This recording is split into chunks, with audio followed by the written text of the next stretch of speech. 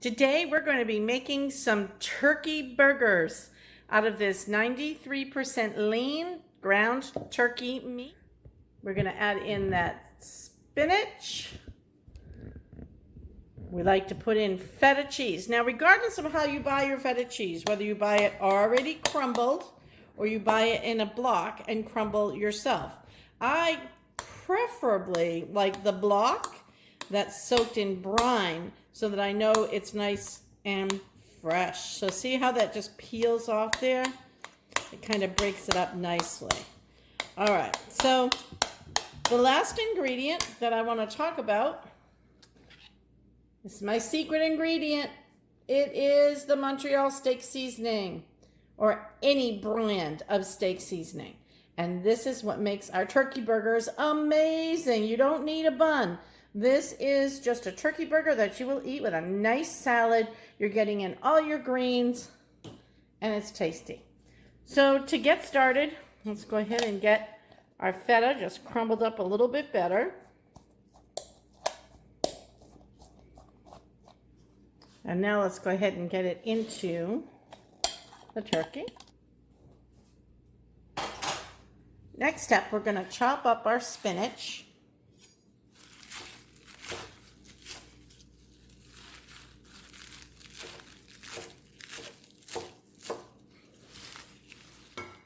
All right, let's go ahead and incorporate that right into our bowl.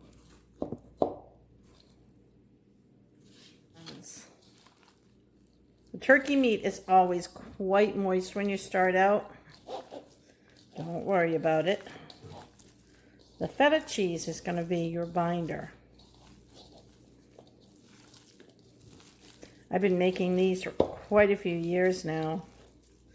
My husband was a skeptic when it came to turkey burgers, but now he loves them. All right, we just want to mix it enough that we know we've got the cheese kind of and the spinach kind of distributed fairly amongst that meat. We don't want to over manage the meat, because if we do, it'll be tough. Now we can go ahead and just roll up some nice burgers. Now, I like to make these a little bit bigger since they're not going in a bun. We're going to make some good sized burgers. Think of this like you would have a piece of steak or a pork chop on your plate. So that's about a good size right there. It's a little bit bigger than the palm of my hand. If I could get this out of the way, I can show you. And there you can see the thickness. By all means, if you want them thinner, smaller, you go right ahead. The next step in the process is we're going to take our burger and we're going to just put it right here on our Montreal seasoning. 1 and 2. Now, it doesn't have to be fully coated. If you fully coat, it's going to be way too salty, but you just want to make sure you got a little bit on there on both sides. I usually end up doing one side a little more than the other, and that's absolutely fine. All right, so here are our turkey burgers wrapped, or just ready to be wrapped. And I want to show you one quick thing. I learned this little trick. Poke your finger right through the middle of each one.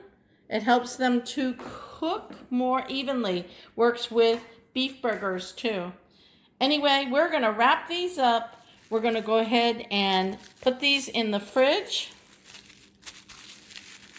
We're going to let them sit up for a while before we're ready to cook them. And when we cook them, we'll show you the final result. Thanks for watching For the Love of Food. All right, let's go ahead and get our pan heated and ready for our turkey burgers. Add into that pan.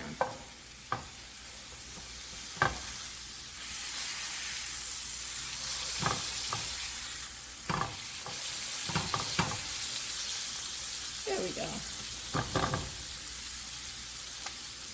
Let's go ahead and give. Now, if your burgers look like they're becoming too dark, like see how that one's starting to get a little dark, there is something you can do, because you want them cooked all the way. This is turkey meat. You can always pop a lid carefully over them. and that will increase the temperature without burning the burger.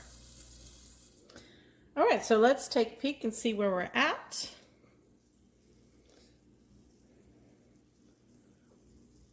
Our small burger is done. It's going over. It's at 168.69. Our large burger is at 156, 158. So that one has a few more minutes to go. So let's get our small one out of the pan and let our larger burger continue to cook.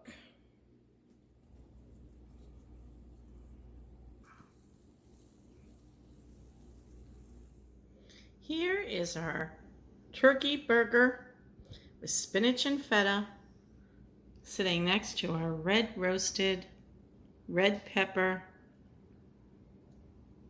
Greek salad. Doesn't that look fantastic?